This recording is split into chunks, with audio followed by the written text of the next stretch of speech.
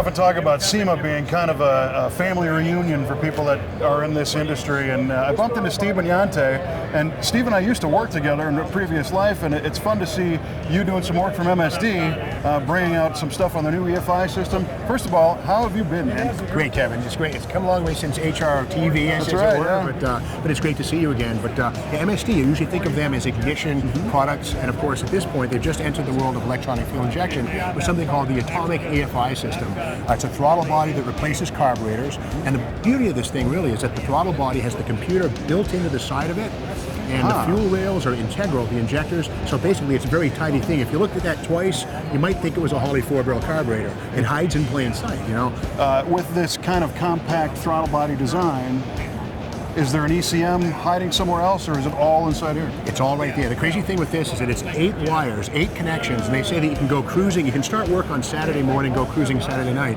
And the thing is, all of the controllers are all inside. That's the computer right there. There is a power controller. This is mounted wherever you want it, under the hood. And this controls the O2 sensor, or takes input from the O2, runs the fuel pumps, the fans, and there's also a handheld toggle switch, sort of a little controller, a programmer. Okay. No laptop, no return line fuel system. It's very, very simple, but capable of 600 horsepower. Holy cats. Okay, well, let's talk about those 8 connections. What are we looking at? There's basically 8 wires. Okay. And it goes from the O2 sensor, the temperature sensor for the coolant, 1, 2. Right. And there's a harness to your distributor, harness to your ignition, which is sometimes an MSD. You can buy them. You can run points with this if you choose to. No problem at all if you want to. And there's also, of course, connections to your fans, the cooling fans. Right. And then the fuel system is worth talking about on this. You know, most EFI systems have a return system with a regulator. Right. And this has an internal regulator, so you run a line from your existing fuel system to this. No need. You're kidding me. So this, I see this AN fitting here. That is the only fuel connection. You could take your original.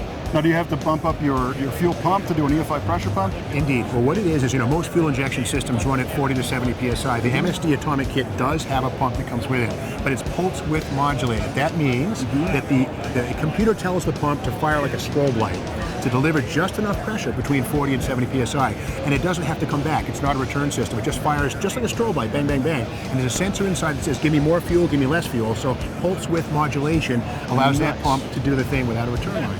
Wow. Real simple. It's extremely simple, which brings up even more questions. You know, you tend to question the simple stuff. You mentioned programming and tuning. How does this work with this one? Well, you know, sometimes there's a laptop involved and you have to know fuel tables. You can really hurt your motor. It's like a loaded gun, right? Well, what we have here, basically, it's a little joystick with a joystick, if you will, and you just move it back and forth between different screens, inputting information about your engine. Okay. The computer then takes, okay, that's what we have. It makes a calculation that is based on research from MSD that the engine should need this, that, and that, and it makes it happen. So again, no programming except for just some 5 inputs with a joystick. So you probably enter your basic cubic inch size, you know, maybe a little bit about the car, converter, automatic, that kind of stuff. Weight of the car. Interesting. So this is a learning system after that?